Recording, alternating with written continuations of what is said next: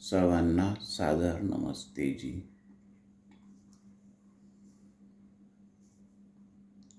आजचा माझा विषय आहे वृक्षारोपण.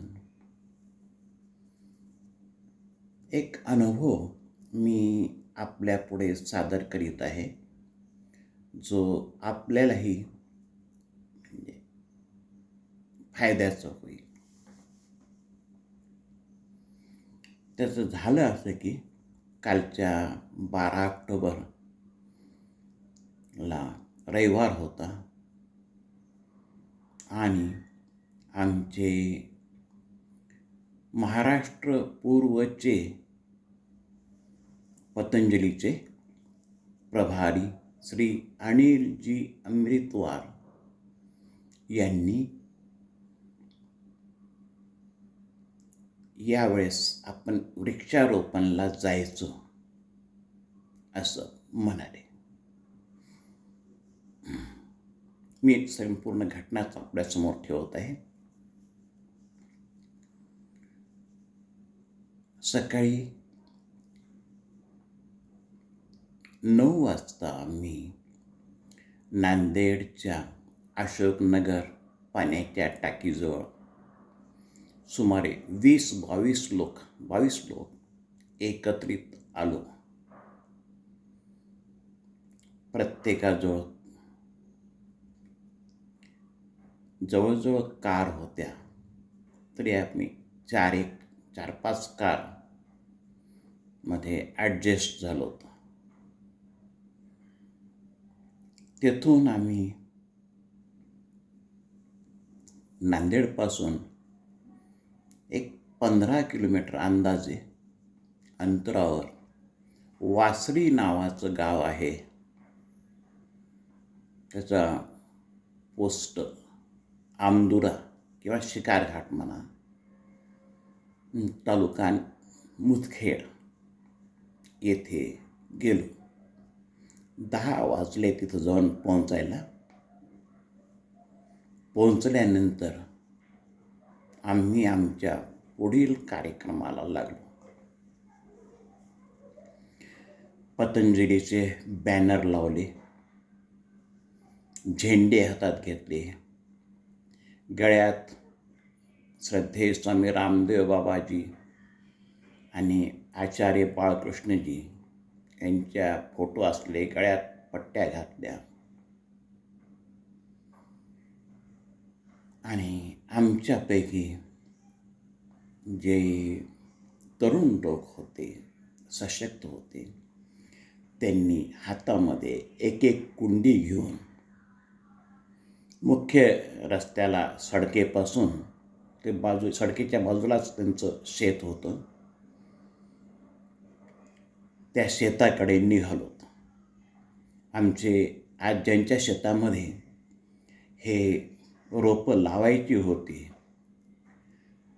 त्यांचे नाव श्री अविनाशजी खानसोळे, राहणार आता तिथलेच वासरीचेच.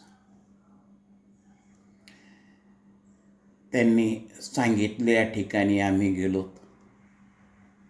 15 झाडं होते आंब्याचीच, आणि ती झाडं श्री अनिलजी अमृतवार आणि त्यांच्या सुविद्य पत्नी यांनी दोघांनी मिळून, कोणते झाड 4 वर्षाचं होतं, कोणतं 3, कोणतं 2, कोणतं 1 वर्षाच्या खाली कोणतं नव्हतं, असे झाड वाढलेले होते, आयतेच उंच झालेले होते, बकेटामध्ये ठेवलेले होते.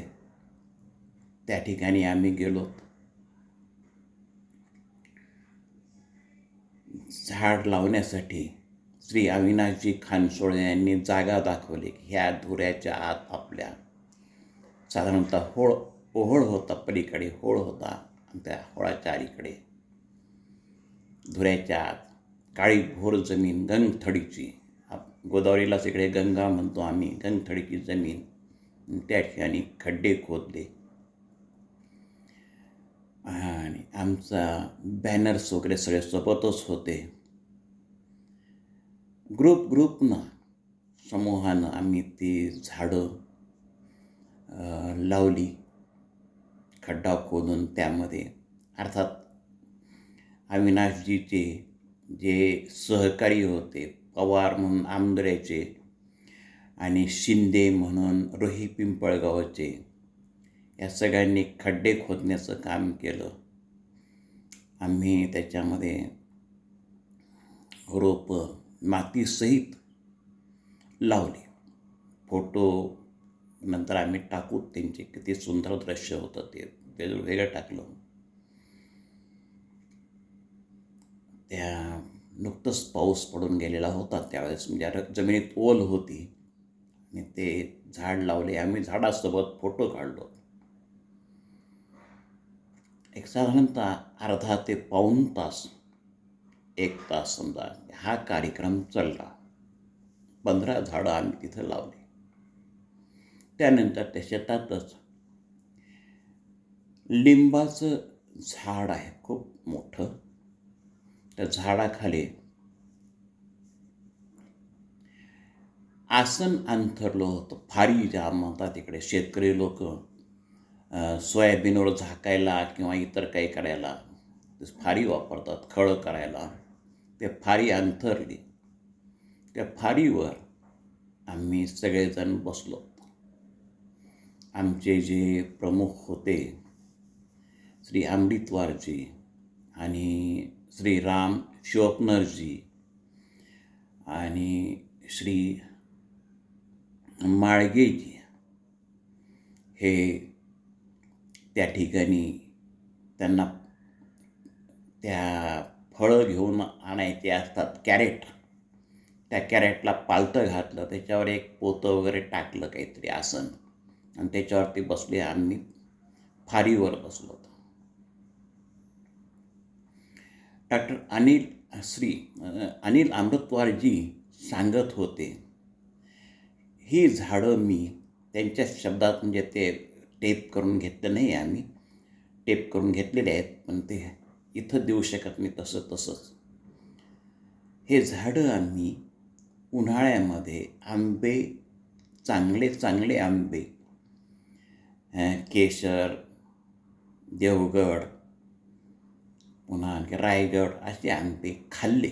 खूप रस खाल्ला आणि ती कोय नेऊन बाहेर कुंडीमध्ये लावली. त्याला दररोज पाणी टाकलं. लहान असताना खूप काळजी घ्यावी लागते.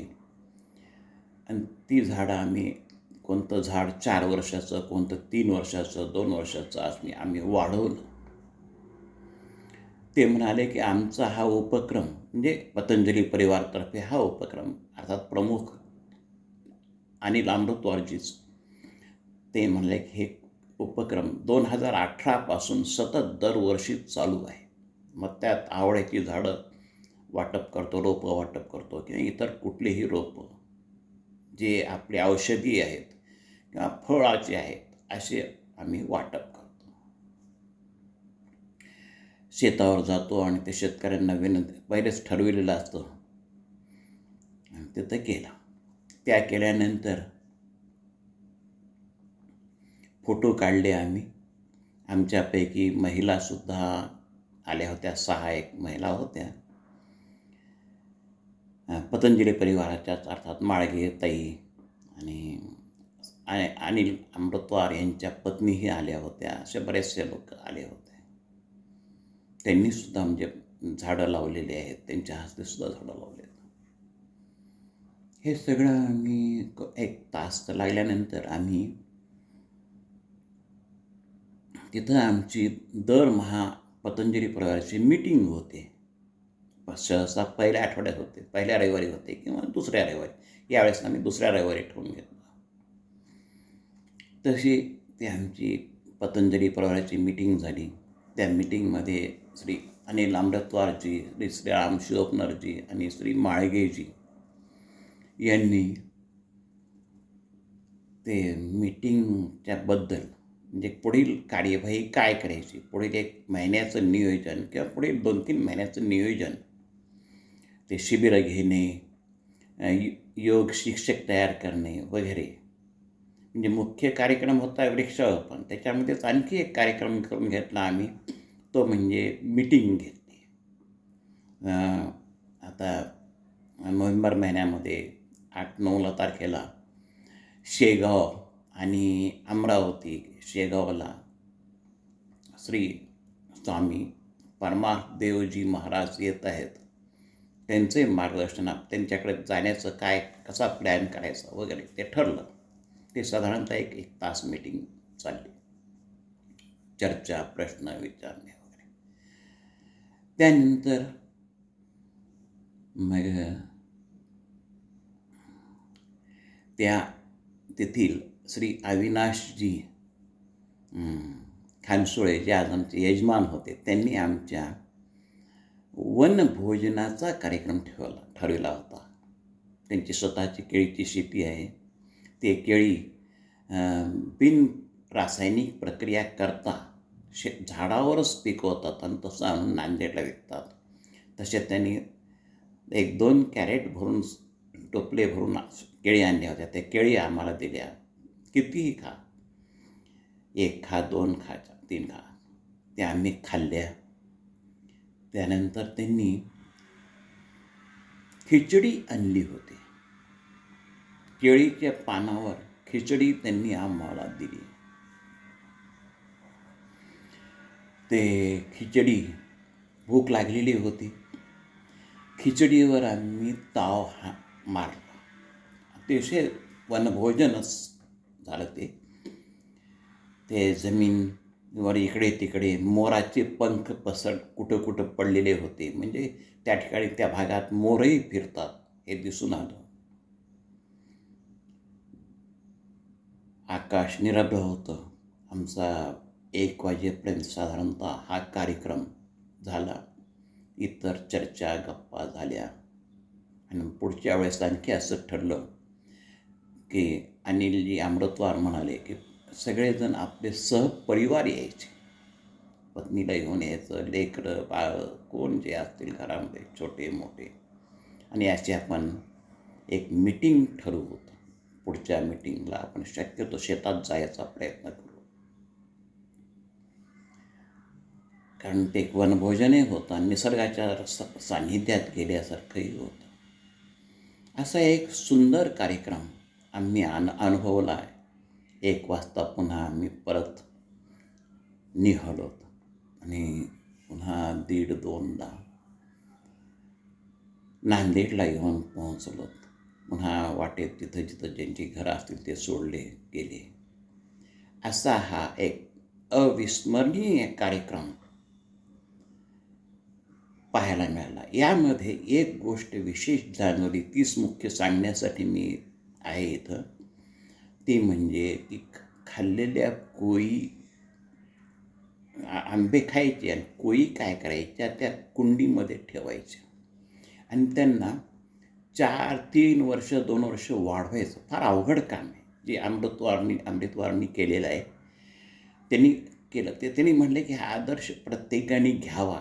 प्रत्येकाने जास्त जर केलं आणि ते झाड, जो शेतकरी म्हणेल की मी वाढवतो फक्त, त्याच्याकडून आपला फळाची काहीच अपेक्षा नाही, तो दिला तर आपण खाऊ एखाद्या वेळेस, किंवा तिकडच्या भागात गेलो तर त्या झाडाला जाऊन पाहून येऊ आपण लावलेलं इथं झाड आहे की नाही.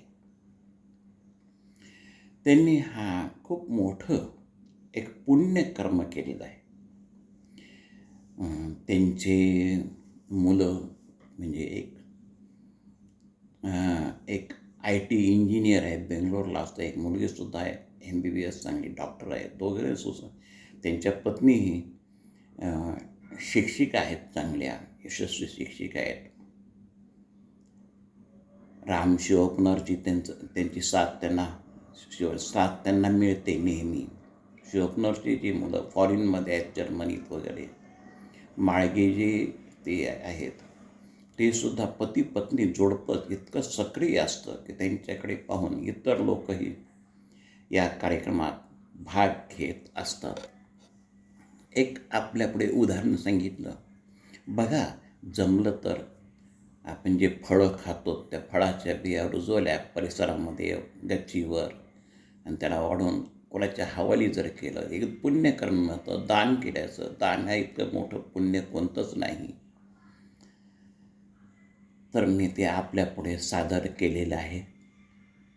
पहा, आवडलं तर तसं वागायचं, नाही तर नाही, सोडून द्यायचं.